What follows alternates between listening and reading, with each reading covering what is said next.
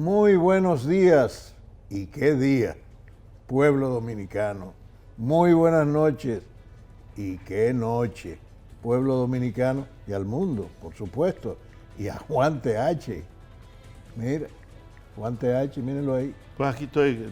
Suelta, Hola, suelta. bueno, no, estoy escribiéndole a José Ignacio Paliza y a Carolina Mejía y a Yayo Lobatón para que nos explique cómo es eso que dice el presidente Danilo Medina, que el PRM, desde la oficina de Yayo Lobatón, que es el jefe de finanzas del PRM, ordenó votar por Leonel Fernández, lo cual entonces podría explicar la baja votación del PRM. Bueno, Aunque no fue tan baja con relación a lo del, PLD. Bueno, la situación política en este país se ha tornado en extremo caliente. Esa respuesta de Danilo Medina a Leonel Fernández no es cualquier cosa.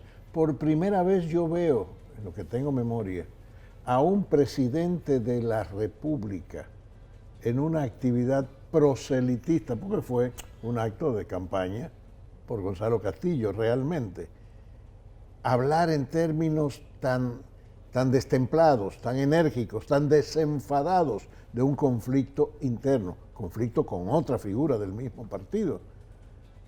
Nunca lo había visto, y mucho menos a Danilo Medina, que hasta ahora ha sido en su discursiva muy mesurado. Danilo Medina, el Danilo Medina que vimos hoy, no sé, es otra cosa. Bueno, Danilo Medina... Ahora, la respuesta es fuerte. No era el presidente de la República que estaba hablando. No, claro, no deja de ser. Es irrenunciable ese rol. No, lo que quiero decir es otra cosa. Que él no estaba allí como investido de presidente. Él parecía un militante callejero. Claro, por no un supuesto. Presidente de la República, no un líder de ese partido y del Estado, Claro. sino a un militante cualquiera estacionado en una esquina, lleno de odio, de rencor, de rabia, en contra de un hombre con el que estuvieron juntos, porque este es el un hombre al que él llevó al poder, Danilo, según él mismo dice. Bueno, porque este es el discurso al revés. Primero estuvo el discurso de Leonel Fernández, luego el otro discurso de Danilo Medina, justamente al revés. Sí, Leonel dijo: yo lo hice presidente, yo invertí, Hipólito Mejía le llevaba 30 puntos y yo me metí y lo hice presidente. Entonces, él está diciendo, Danilo dice todo lo contrario. Yo llevé a Leonel al gobierno, al presidente, etc. Los reproches mutuos, señores, son de extrema gravedad en el marco de una disensión política. No lo habíamos visto algo semejante ni siquiera en las situaciones por las que atravesó el PRD en su momento. Ese tipo de confrontación tan violento no lo habíamos visto en el sistema político dominicano. Óigame, inimaginable que eso pudiera suceder. Ahora bien, ¿el resultado cuál es? Aquí no se trata de saber quién tiene o no tiene la razón. El resultado es un resultado neto. El PLD pierde el poder el año próximo, a la luz de este acontecimiento. Porque, óyeme, Leonel Fernández y sus fuerzas aliadas van a hacer todo lo posible por derrotar la candidatura del PLD y viceversa. Por supuesto, si es que Leonel logra la candidatura presidencial. Bueno. Yo creo, sin embargo, que aquí toda la oposición, digo toda. Eso es otro cantar. Eso es otro capítulo. No es el mismo capítulo. Incluyendo a Leonel Fernández, toda la oposición deben hacer lo que haya que hacer para impedir que Danilo Medina gane las elecciones próximas. Toda la oposición, o digo toda, es toda. Y lo digo porque hay un sector dentro del PRM que dice que con Leonel no es factible ningún tipo de acuerdo, porque Leonel no es un niño cantor de Viena, porque Leonel tiene una cola muy grande. Óigame, lo importante, lo fundamental, lo verdaderamente objetivo es sacar al PLD del poder. Es que Danilo Medina no continúe en el gobierno a través de un presidente títere. Eso es lo que yo pienso. Bueno, el hecho es que el sistema político gira hacia una situación impredecible en muchos aspectos y eso incluye también a la oposición, por lo menos al sector más importante de la oposición, como tú has planteado, el PRM, donde hay corrientes en contradicción también respecto a este fenómeno que se plantea en el PLD. Entonces, yo creo que es necesario que hagan una reflexión sobre lo que conviene. Atención, hay una frase que es muy dura, que yo nunca me ha gustado.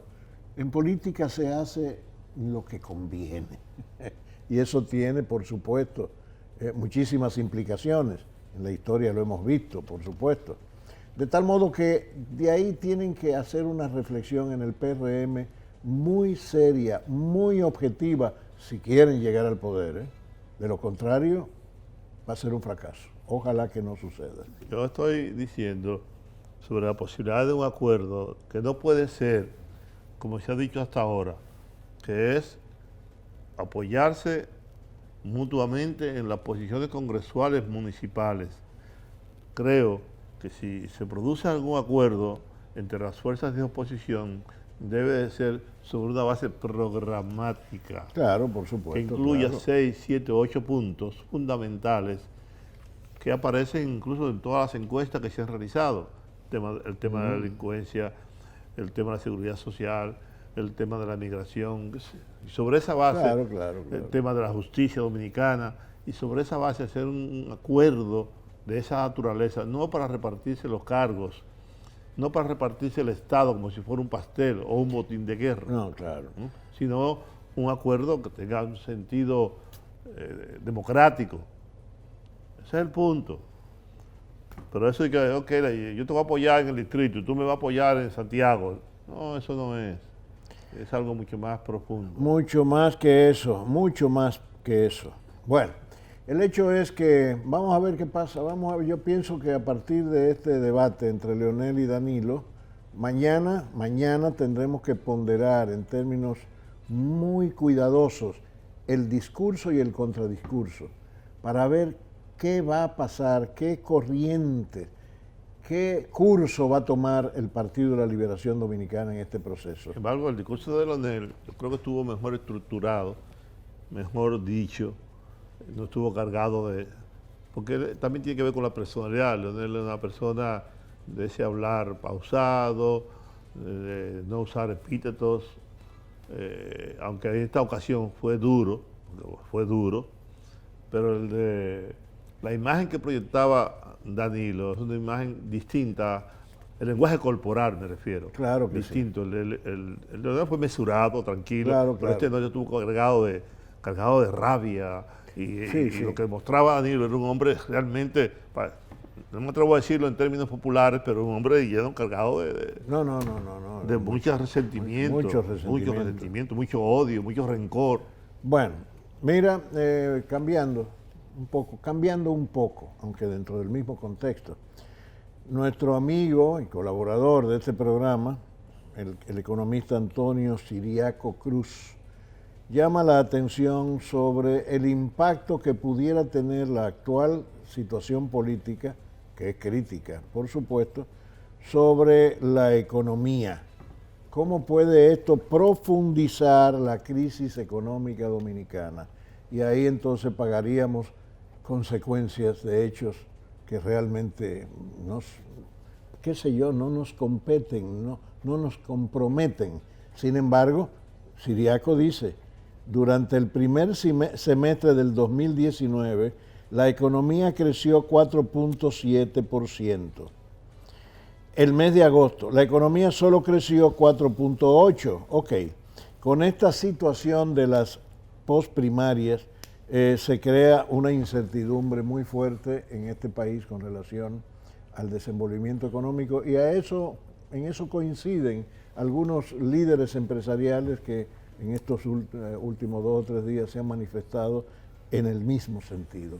Mucho cuidado si todos los dominicanos pagamos las consecuencias de estos hechos. No, agrégale a eso, que mientras tanto, mientras se complejiza la situación política, el dólar ya está al 53 por 1. 53 por 1. Y en algunos casos, si usted necesita mucho, primero el banco ya no le vende más de $1,000. Ajá. Y si usted quiere conseguirlos en el mercado libre, o en el mercado negro, tiene que pagar los 53,50, Sí. hasta el 54, me dijo alguien que si ha bien comprado. recuerdo, el tope del dólar en la crisis que se produjo aquí después de la quiebra de Baninter, en el gobierno de Hipólito, creo que el tope fue 53 por 1 en aquella época. 54. 54, o sea que ya estamos prácticamente Y no ahí. pasa nada, nadie habla sobre el bueno. particular. Mientras tanto, un plátano cuesta 20, 30 pesos. 30 pesos. 30 pesos, 30 pesos un un plátano. plátano, Es yo. más, se está hablando de importar plátano. Oye, eso. No, aquí se está importando Juan, el plátano hace mucho. pero Juan, óyeme, importar plátano como importar azúcar para este Te país. estoy diciendo que se está es importando. vergonzoso. Se está importando plátano y azúcar también. Y yuca también se está importando. Sí. Aquí se está importando de todo Qué barbaridad. en este señor. país. Y no pasa nada y nadie dice nada. Bueno, Porque mira, ahora estamos involucrados en la campaña electoral. ¿Pero qué dice la oposición frente a esto? Bueno, Señores, lo que nada. ha pasado en no dice- Chile y no en dice Ecuador. nada, no dice nada. No dice nada, Juan. La oposición tampoco habla de un hecho verdaderamente, óyeme, enojoso, muy enojoso. Tú sabes lo que es que miles y miles de trabajadores han muerto y sus familiares no tienen las pensiones porque primero lo ignoran, que tienen derecho a la pensión, al ahorro, que las AFP deben concederle por la ley 180-01 de Seguridad Social, hacerle saber que tienen una pensión de su deudo, un legado de su deudo. Pero tampoco hay ninguna institución del Estado que obligue a hacer esa retribución legal, justa, un derecho. Pero en fin, mira, y la oposición no habla de eso, no se mete en eso. Yo tengo aquí la lista de todas las personas que deben pasar a recoger el dinero. Son 1.700 millones de pesos que esas empresas tienen, que no dicen a nadie, mira, pasa a buscar por aquí, que murió Juan Teacha y él tenía aquí ahorrado 50,000 pesos. Vayan a buscarlo, no se quedan con ellos. Yo tengo la lista completa Mira eso. de todas las personas. Bueno, Entonces, eso debió publicarse como en algún sitio, Claro, en claro. un periódico. Mire, fulano de tal, fulano. Toda esa gente tiene dinero aquí. pero ¿qué va? ¿Qué va? Se quedan con ellos. Pero lo que te quiero decir es que nadie en la oposición, eso es parte de su ejercicio, Por debería supuesto. estar denunciando y reclamando ese derecho a nombre de este pueblo. Pero en fin, Pero mira, también este pueblo, como digo yo, ignorante, pendejo y pobre, no reclama. no reclama nada. Miren, señor, lo que está pasando en Chile, lo que está pasando en Ecuador, lo que estuvo pasando en Puerto Rico. Todos lados, en Haití, ahí mismo al ¿no? lado. La gente se empodera, el pueblo, no está esperando que nadie lo convoque. Claro, pero en fin, mira Juan, vamos a decirle a la gente que hoy no tenemos entrevista, no tenemos un resumen de 15 minutos cada uno de las exposiciones de Leonel Fernández y de Danilo Medina. El discurso y el contradiscurso. El discurso y el contradiscurso. De tal modo que vamos a ver primero, obviamente, el de Leonel Fernández, por supuesto, y a continuación, inmediatamente, la respuesta de Danilo Medina. Ya ustedes Sí, verán. la gente que no lo pudo ver. Claro. Vamos arriba.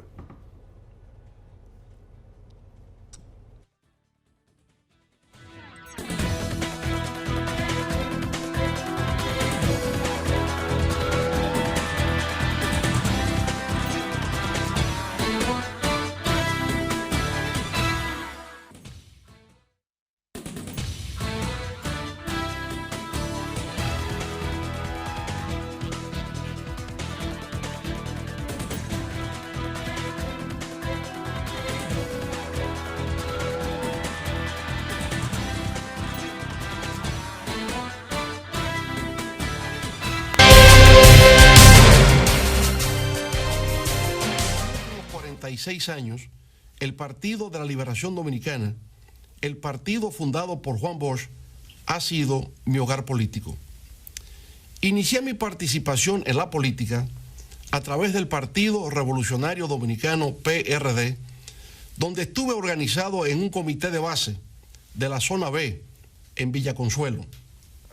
Al mismo tiempo, en la Universidad Autónoma de Santo Domingo, UAS, donde ingresé en 1971, pasando a ser miembro del Frente Universitario Socialista Democrático FUST, apéndice estudiantil del Partido Blanco. Pero tan pronto se produjo la ruptura del PRD en noviembre de 1973, pasé inmediatamente a formar parte del PLD, así como de su núcleo universitario, la Fuerza Estudiantil de Liberación FEL. Eran los días de consignas como las de ser PLDista es ser un soldado valiente, consciente y disciplinado, de la creación de la Ciudad de la Alegría en la universidad y de la realización del Congreso Salvador Allende. A decir verdad, cuando miro hacia atrás, reconozco que el PLD ha sido clave en mi vida. Ahí empecé como miembro de un círculo de estudios, luego como miembro de un comité de base, posteriormente como activista en la línea noroeste y después de 12 años de militancia como miembro del Comité Central. Escribía para el periódico Vanguardia del Pueblo, donde era responsable de su sección internacional. Durante varios años fui director de la revista política Teoría y Acción. En adición, llegué a desempeñar los cargos de secretario de prensa y secretario de Asuntos Internacionales. Toda esa experiencia ha sido recogida en mis libros, Años de Formación y Años de Avance. En el PLD pude conocer y tratar a personas maravillosas, de vida pulcra y espíritu patriótico. Establecí relaciones con seres humildes, con líderes sindicales, con campesinos, profesionales, comerciantes, músicos, poetas, pintores. En fin, tuve el inmenso placer de desarrollar vínculos con personas íntegras, sensibles, laboriosas, impulsadas tan solo por el único deseo de ser parte de un hermoso proceso de transformación económica, social y política en la República Dominicana. Naturalmente, la gran suerte de mi vida fue haber tenido el honor y privilegio de establecer unos lazos afectivos de trabajo y amistad con uno de los más destacados pensadores y líderes políticos de la época contemporánea, no solo de nuestro país, sino de América Latina y el mundo, el profesor Juan Bosch. Esa relación me transformó para siempre. A través de sus escritos aprendí a conocer sus ideas y comprender el mundo. Leía con avidez sus textos y quedaba tan impactado que hasta me aprendía de memoria párrafos enteros de sus libros, como por ejemplo, Crisis de la Democracia de América en la República Dominicana, Dictadura con respaldo popular y el pentagonismo, sustituto del imperialismo. Pero compartir con él, escuchar sus análisis y comentarios sobre diversos temas, oír sus recomendaciones, asimilar sus enseñanzas, esa fue la gran experiencia que no solo me brindó una orientación, sino que le proporcionó sentido y significado a mi existencia. En las elecciones de 1994 fui candidato a la vicepresidencia en la boleta electoral que por última vez llevó el maestro Juan Bosch como aspirante a la presidencia de la República. Más rápido de lo previsto, 2 años más tarde, en 1996, ostentando la representación del Partido de la Liberación Dominicana, subía por vez primera las escalinatas del Palacio Nacional. Lo hacía con orgullo, con ilusión, porque comprendía que nuestra generación había encontrado la gran oportunidad histórica para introducir cambios trascendentales en la vida nacional. Así lo hicimos. Ese primer gobierno del PLD, de 1996 al 2000, fue para muchos un gobierno ejemplar. Constituyó un nuevo capítulo en la historia nacional. No solo simbolizó un cambio generacional en la vida política del país, sino una transformación sustancial en la calidad de los servicios, la modernización y el progreso del pueblo dominicano. En algunos sectores se ha levantado la pregunta del por qué si presuntamente ese gobierno fue tan bueno, no resultamos victoriosos en las elecciones presidenciales del año 2000. A eso también respondí en su momento diciendo, los que no saben por qué perdimos es porque nunca entendieron por qué ganamos. Con eso quería hacer referencia al hecho de que nuestro triunfo en las urnas en el 1996 no se debió a que como organización política tuviésemos una base electoral propia, sino a la circunstancia de que en la primera ronda electoral tuvimos una migración de votos reformistas a nuestro favor y en la segunda vuelta el pleno respaldo del doctor Joaquín Balaguer y del Partido Reformista Social Cristiano. En la construcción de una base social propia de apoyo electoral, el PLD alcanzó su clímax en el 1986, cuando conquistamos el 18% de los votos. 4 años después, en 1990, cuando hasta ese momento obtuvimos nuestro mayor índice de desempeño electoral, alcanzamos cerca del 35% del respaldo popular. Pero ese 35% no era enteramente nuestro. Había un segmento importante de ese núcleo de electores que había migrado del PRD hacia nuestra organización con la intención de procurar un triunfo sobre el Partido Reformista Social Cristiano. En las elecciones siguientes de 1994 sufrimos el único descenso electoral luego de que en 1978, cuando solo conquistamos el 1% de la votación, empezamos a crecer en cada proceso electoral siguiente, alcanzando el 9% en 1982, el 18% en 1986 y a cerca del 35% en 1990, como acabamos de señalar. La gran conversión del PLD en la principal organización política del país, luego de que el profesor Bosch plantara su semilla, empezó realmente a tener lugar en ese gobierno de 1996-2000. En las elecciones presidenciales del año 2000, logramos alcanzar cerca del 25% de los votos. Hasta entonces, en toda la historia del PLD, nunca habíamos conquistado tal nivel de votación contando con nuestra propia base social de apoyo. Para el 2002, a pesar del llamado ciclón batatero que le proporcionó al PRD el dominio de las cámaras legislativas y un gran número de alcaldes, lo cierto es que ese partido en tan solo 2 años descendió de un 49% de las votaciones a un 42%, mientras el PLD ascendió de un 25%, como acabamos de indicar, a un 33% de apoyo de los electores. Así pues, para el 2002 ya el Partido Morado representaba el 33% del electorado nacional. 2 años después, en 2004, con motivo de la devaluación del peso dominicano, la hiperinflación y el colapso del sistema financiero, generados durante el gobierno del PRD, retornamos al poder con casi el 58% de los votos bajo la consigna que repercutió por todos los confines de la República de "epa fuera que van". A partir de ese momento, el Partido de la Liberación Dominicana se transformó en la más exitosa organización política de la historia nacional.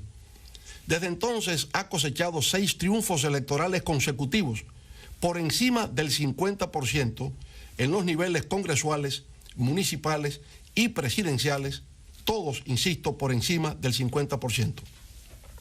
Si a eso se añade la primera victoria de 1996, entonces serían 7 de las 9 elecciones que se han celebrado en el país durante los últimos 23 años. Como me correspondió el honor de encabezar el primer triunfo del 1996 y desde el 2002 hasta la fecha he sido presidente del PLD, esto es, desde hace 17 años, puedo afirmar, sin caer en ningún acto de inmodestia, que he estado en el corazón o en el centro de por lo menos 6 de esas 7 victorias. Distinguidos televidentes, a pesar de que dentro del PLD, como en cualquier organización política, siempre abundan los conflictos, los que actualmente afloran dentro de las filas del Partido Morado nada tienen que ver, por lo menos de mi parte, con un tema de egoísmo o lucha de poder, como a veces erróneamente se afirma a través de los medios de comunicación. Tienen que ver más bien con lo que considero son problemas de valores, principios, actitudes y comportamientos en la vida política. Y el primero de esos valores y principios se refiere a su vez a la Constitución de la República.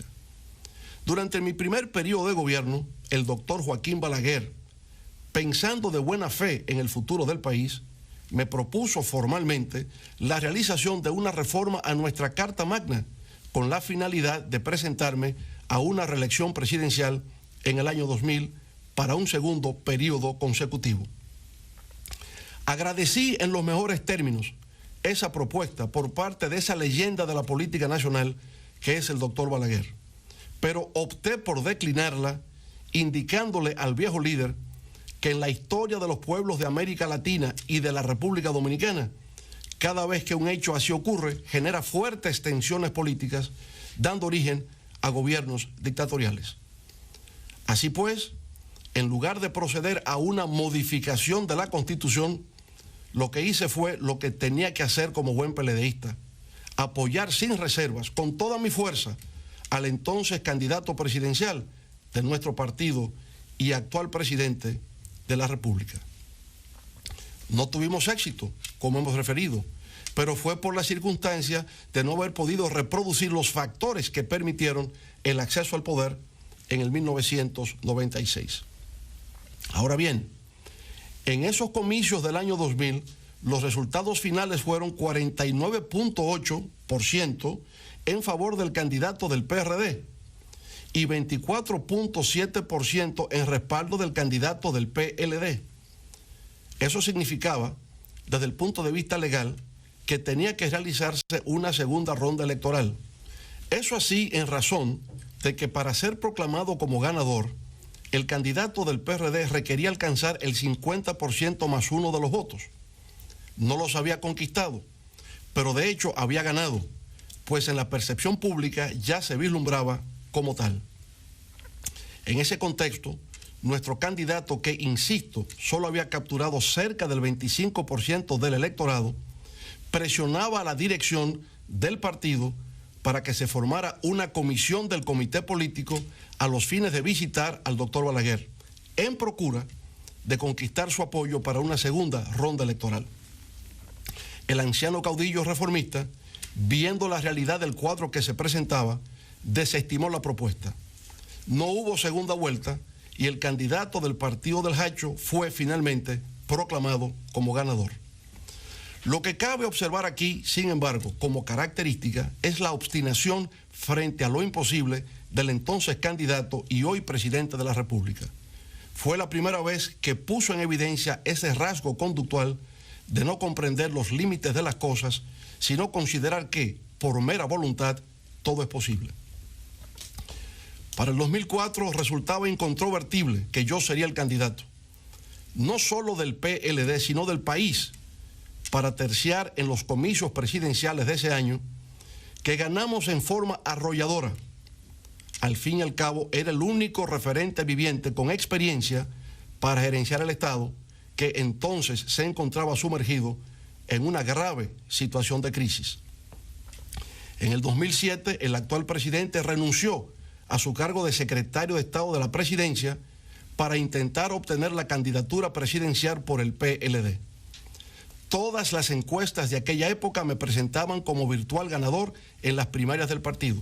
Ninguna indicaba lo contrario. Era natural que así fuese.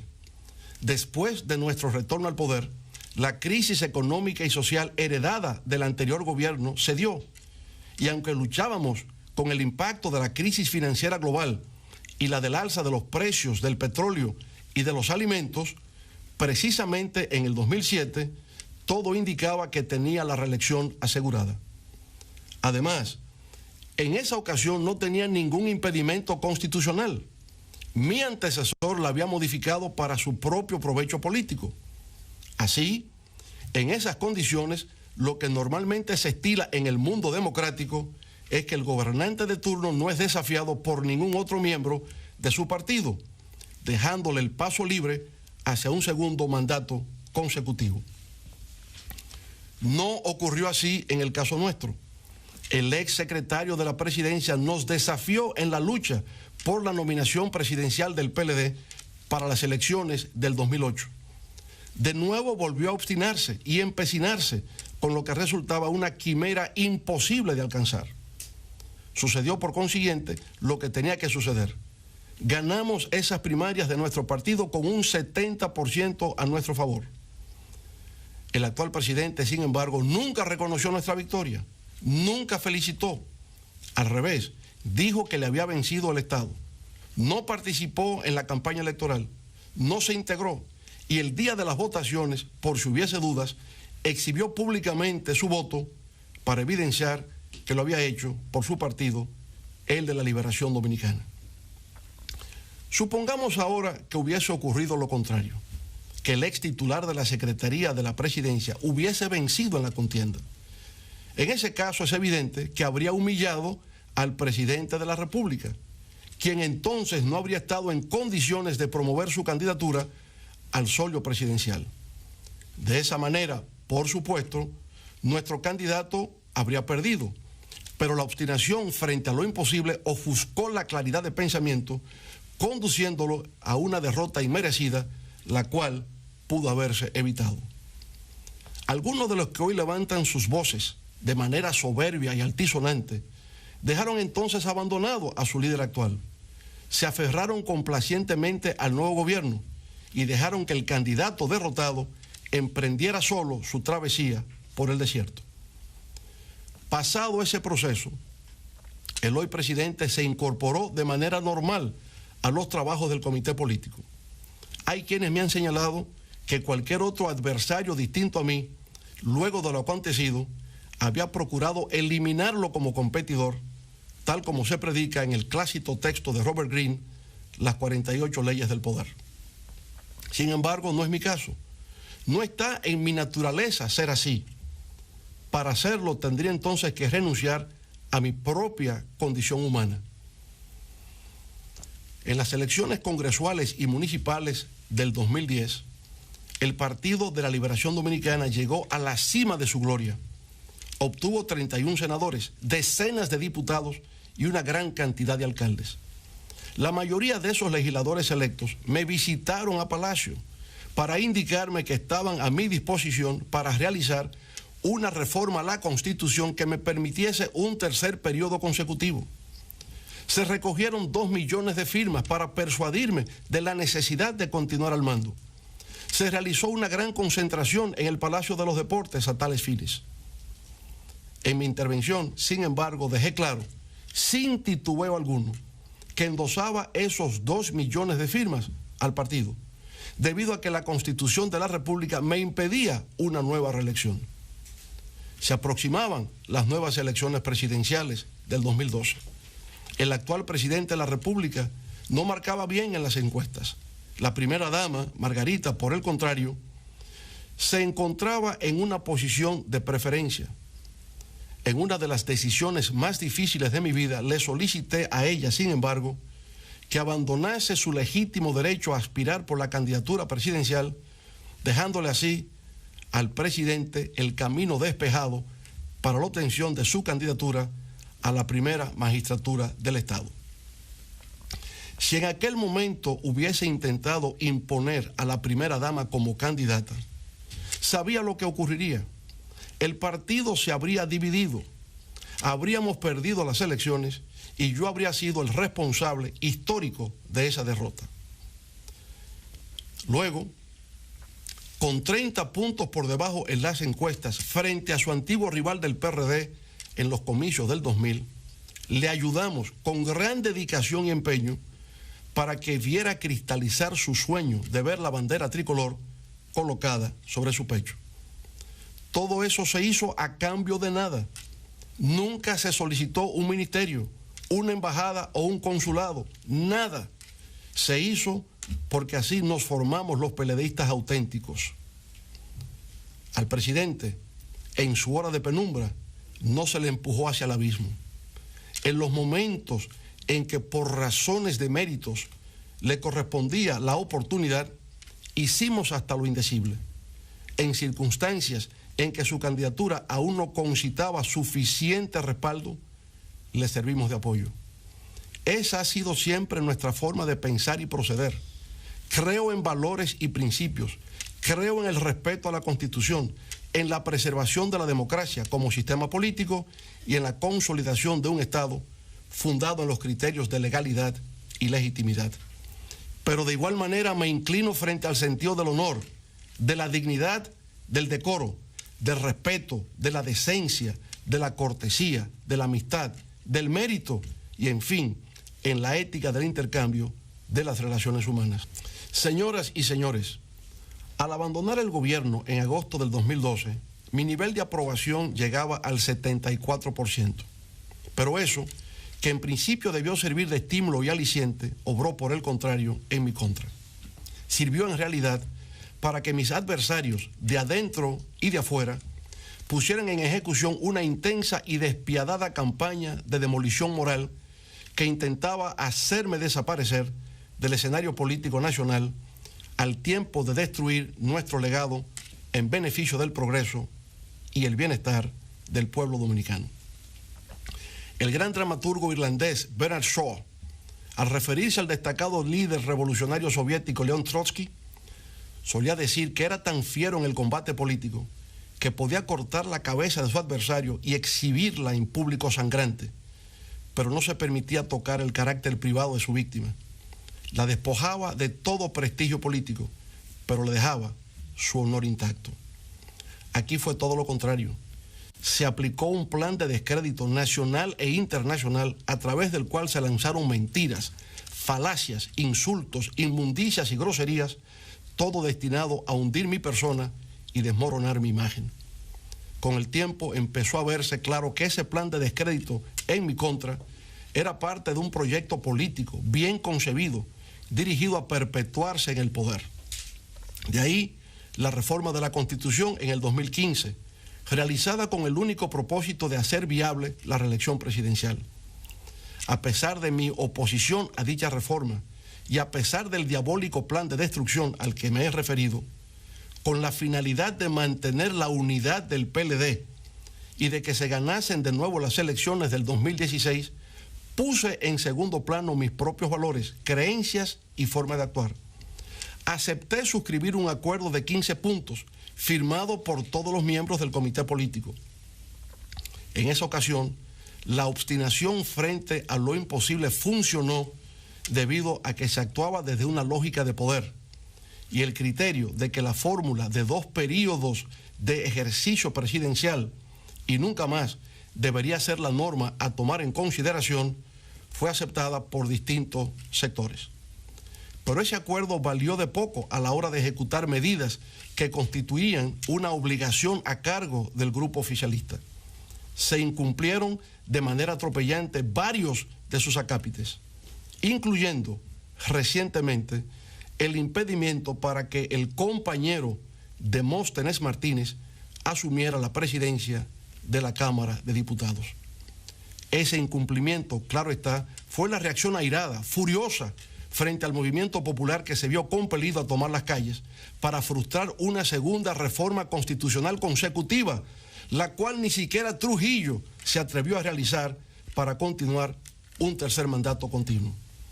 Bajo la consigna de que la Constitución no está en venta, distintos sectores de la sociedad dominicana, desde los más humildes, como los motoconchistas, hasta profesionales de diversas ramas, artistas, religiosos, sindicalistas y empresarios, levantaron su voz de protesta. Fueron días espléndidos e inolvidables de lucha, de batallar por una causa que al menos por un instante le devolvieron a la política un sentido de mística, de dignidad y de patriotismo. Luego han venido las elecciones primarias abiertas del PLD, celebradas el pasado 6 de octubre. Esas elecciones constituyen una mancha y una vergüenza en la historia del Partido de la Liberación Dominicana. Se emplearon todas las maniobras malignas concebibles hasta llegar a convertirlas en lo que realmente son, el primer matadero electoral automatizado del siglo XXI. a pesar de haberse hecho uso en forma grosera de miles de millones de pesos, de alzarse con todo el peso institucional del Estado, de contar con el involucramiento activo de ministros, gobernadores, directores departamentales, alcaldes y militares, la fuerza del pueblo salió triunfante. La fuerza del pueblo venció al Estado, demostró que a pesar de todas las adversidades y vicisitudes, es hoy por sí misma una fuerza política respetable, con peso específico en la República Dominicana. Las fuerzas gubernamentales ni vencieron ni convencieron, y para intentar imponerse, sus miles de millones de pesos invertidos resultaron insuficientes, pues tuvieron que recurrir, en adición, a la realización de un fraude electoral.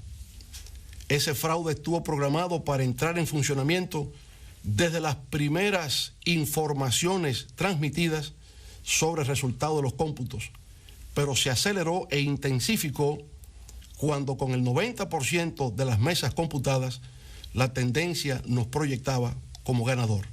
Fue ahí, precisamente ahí, cuando a partir de las 6:30 p.m., solo faltando por computar el 10% de las mesas o 200.000 votos sobre el 1.600.000 que ya se habían computado, que se produjo el fenómeno que ha dejado a destacados especialistas de la ciencia de la data y de las estadísticas en estado de desconcierto y de perplejidad.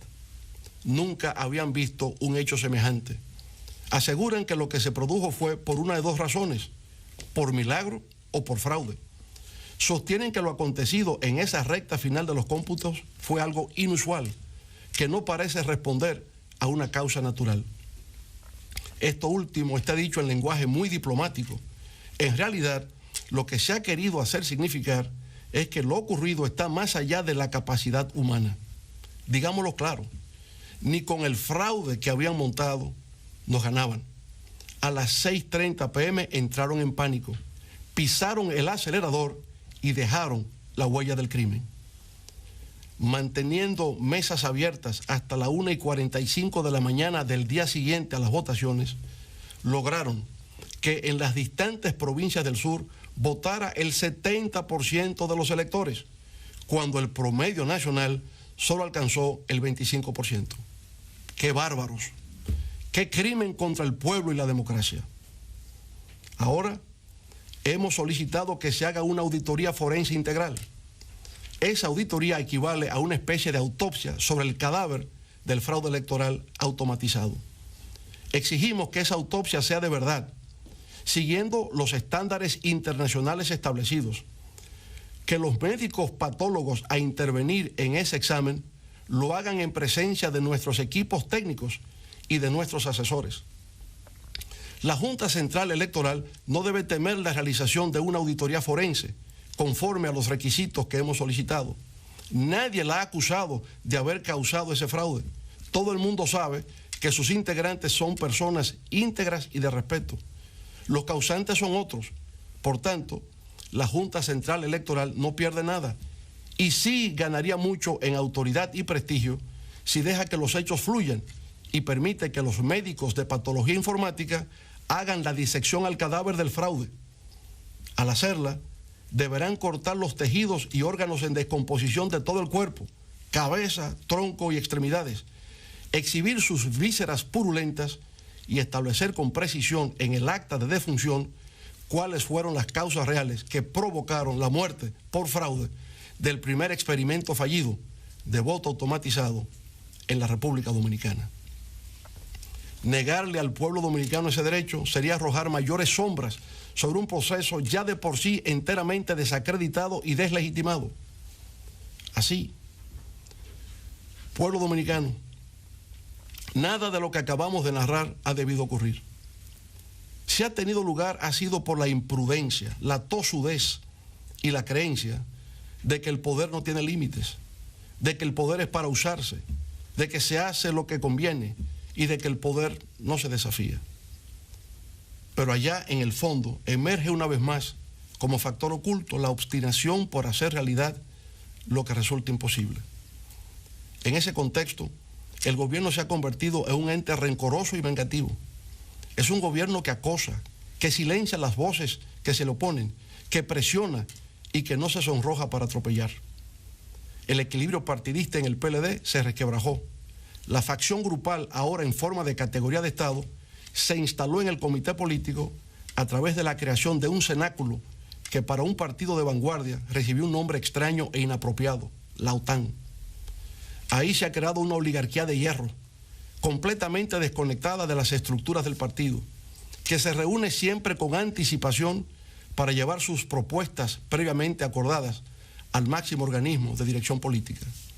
Esa oligarquía de hierro opera en forma de una casta, no tiene visión de partido en el sentido de ser una organización que integra y representa a todos sus miembros. Se comporta en forma autoritaria, aún en condiciones de absurdo e irracionalidad, actúa solo interesada en la defensa de sus intereses grupales. Su noción de lealtad es bastante singular, responde al poder de un decreto presidencial. El predominio de ese estilo de conducta en los más altos niveles de dirección del partido me ha hecho comprender que, sencillamente, el PLD de Juan Bosch ya no existe. La estrella se ha eclipsado. Las bases del Partido de la Liberación Dominicana siempre estarán en mi corazón, en mis desvelos y consideración. De ahí provengo, ahí están mis orígenes políticos. Por tanto, la conozco en su capacidad de sacrificio, de dedicación y de amor al pueblo.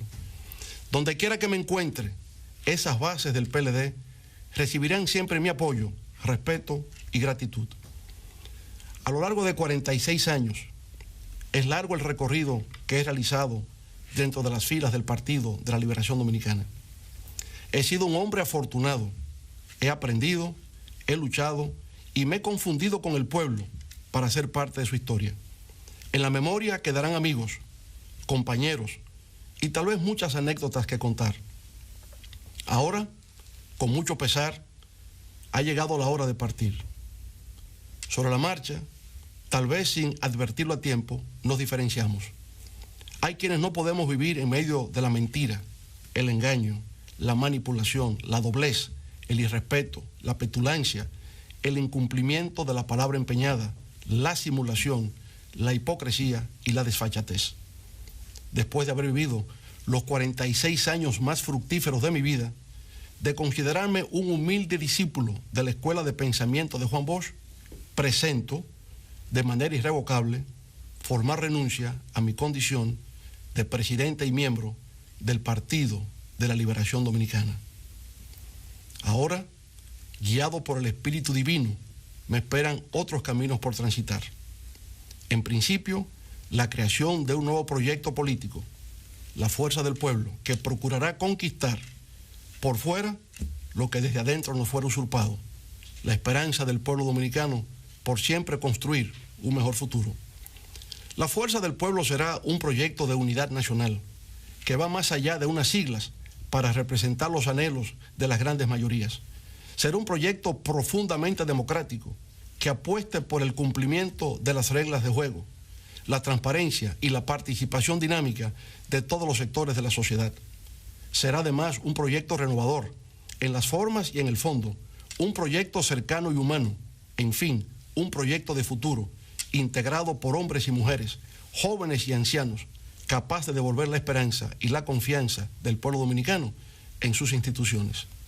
En lo inmediato, con el apoyo recibido en las primarias abiertas el pasado 6 de octubre, continuaremos sumando a distintos sectores de la sociedad dominicana, deseosos de formar parte de una nueva organización política que abre sus puertas a la participación democrática.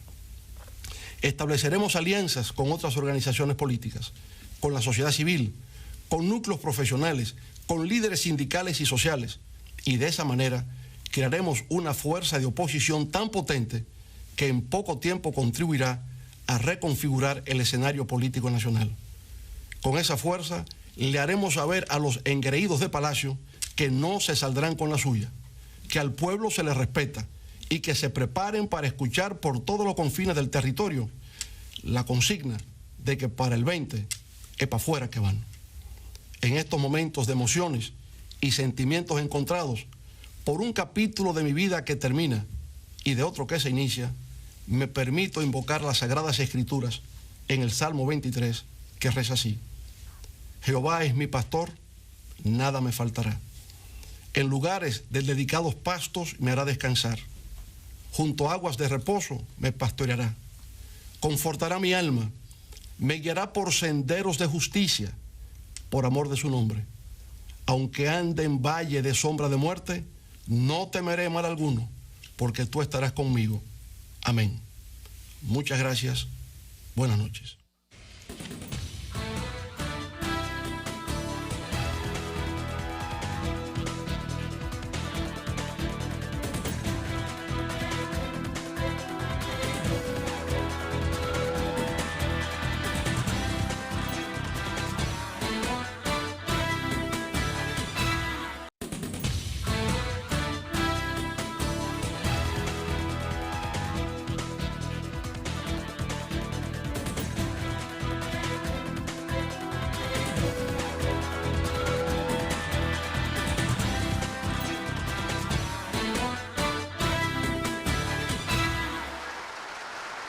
Nunca le he quitado a nadie lo que le corresponde.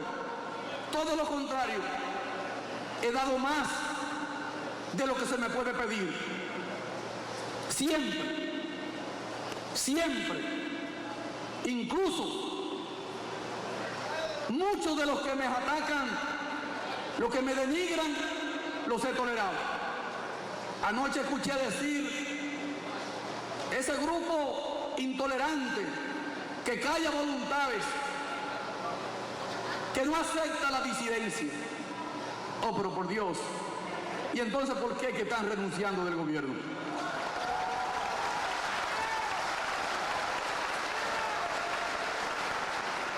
¿Saben cuántos embajadores hay aquí en el territorio nacional que vinieron, que dejaron sus funciones sin mi permiso para venir a hacer campaña?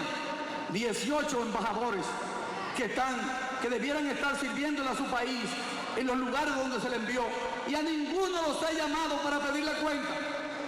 Nunca llamé a Bauta, nunca llamé a Juana Sánchez, a ninguno de ellos lo llamé, y me querían destruir en las redes sociales de la República Dominicana. Nunca he sido más que tolerante. A veces me dicen que no entienden el nivel de paciencia que yo exhibo, pero lo hago porque yo soy tolerante con la disidencia. A los pocos que he cancelado, lo he cancelado por irrespetuosos, porque le han faltado el respeto a la figura del presidente de la República Dominicana.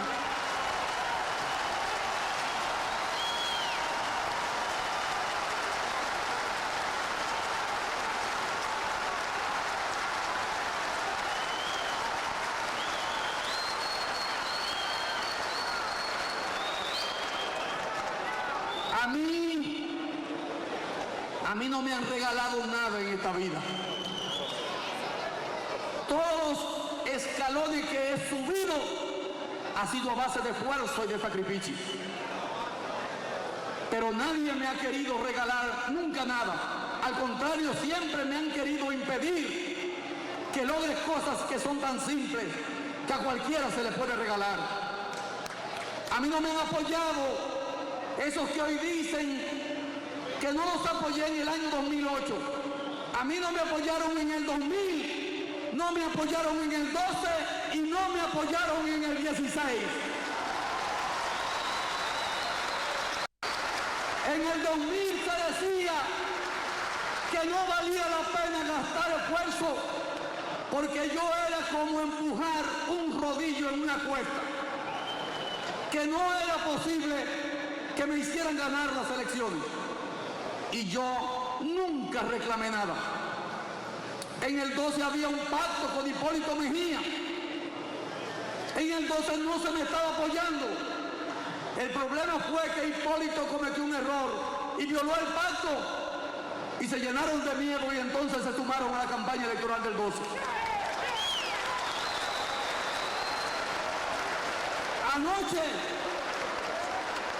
Anoche escuché decir que la vicepresidenta me llevaba 30 puntos y que la retiraron. Yo no sé si me llevaba 30 puntos porque nunca se midió.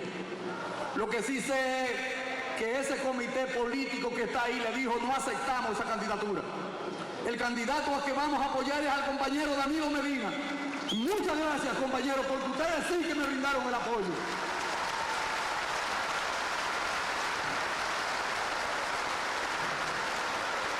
En el 16 estaban tan obstinados en que yo no volviera a ser presidente de la República,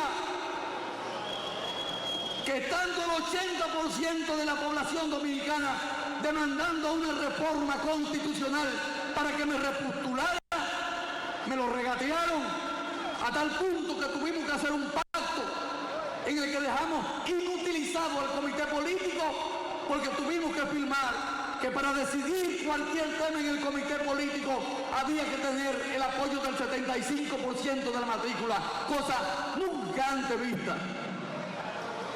Y estaban esperando una segunda vuelta electoral, supuestamente para negociar.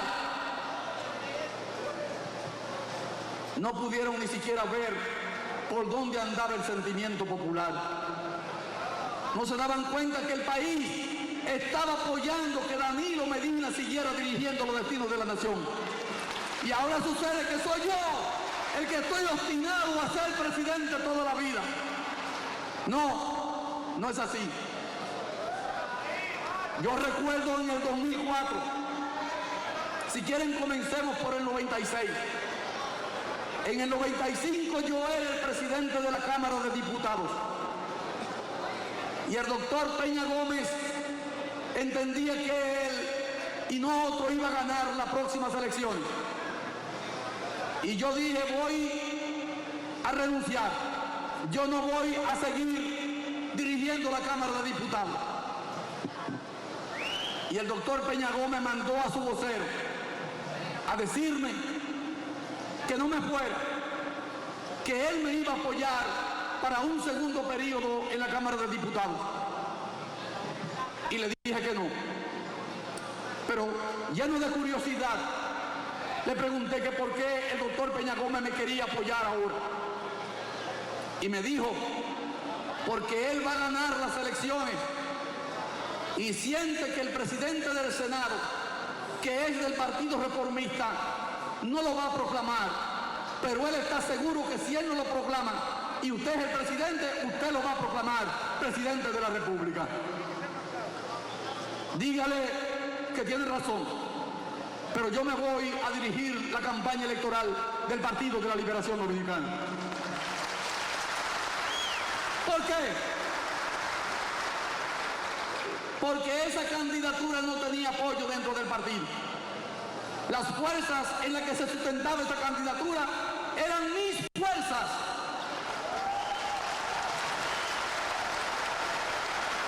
Yo recuerdo que estando en Alfa y Omega con Miguel Coco, después de los resultados de las primarias, Euclides Gutiérrez, que fue candidato en ese proceso, llamó a Miguel. Y Miguel puso el teléfono en altavoz para que yo escuchara. Y mi querido Euclides le dijo que yo había hecho un fraude colosal en favor de la candidatura, porque él no concebía que una candidatura que no tenía el apoyo de la militancia del PLD le pudiese ganar esas primarias. Y se debió a que nosotros estábamos detrás de ella. En el 2000, después de haber perdido las elecciones, los compañeros del PLD querían que yo me lanzara.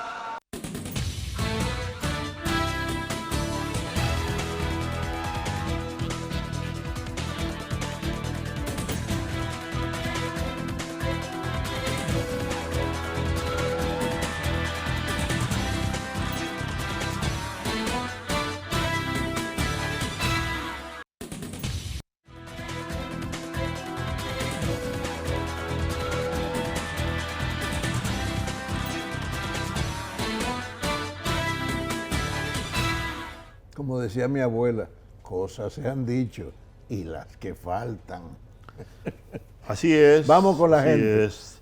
Euclides Díaz, desde Santiago nos escribe y dice, el gobierno de Danilo Medina entró en cuenta regresiva y a solo 9 meses y 25 días de entregar el poder, las principales obras prometidas para la región norte o se encuentran en proceso o ni siquiera fueron iniciadas. ¡Qué relajo! Bueno, Dice él. bueno. Ramón Martín desde Cotuí dice, soy de aquí. Hasta aquí llegó la información de que comunitarios de la finca de Áciba llevan 4 décadas a la espera de que la única vía que los comunica con Hato del Yaque, Santiago, San José de las Matas, sea asfaltada. Para llegar hasta el lugar, quienes la transitan por la carretera deben hacerlo prácticamente entre piedra y polvo. Los estudiantes de la escuela de la citada comunidad, cuando llueve, deben quedarse en sus casas ante las condiciones de deterioro de la vía. Cansados de llevar cartas, de hablar con funcionarios, de reunirse en oficinas del Ministerio de Obras Públicas, de pedir ayuda a las autoridades locales, se ven precisados a emprender una jornada de lucha. Claro que sí, es lo que hemos dicho. Un pueblo que no se moviliza no logra nada. En fin, hemos terminado, Juan, así que... Y aquí hablando con José Ignacio, que me está respondiendo. ¿Quién? José Ignacio Paliza, el presidente del PRM. Ah, sí, está bien. Pero terminamos. Bien. Tenemos que invitarlo. Vamos a invitar a Paliza.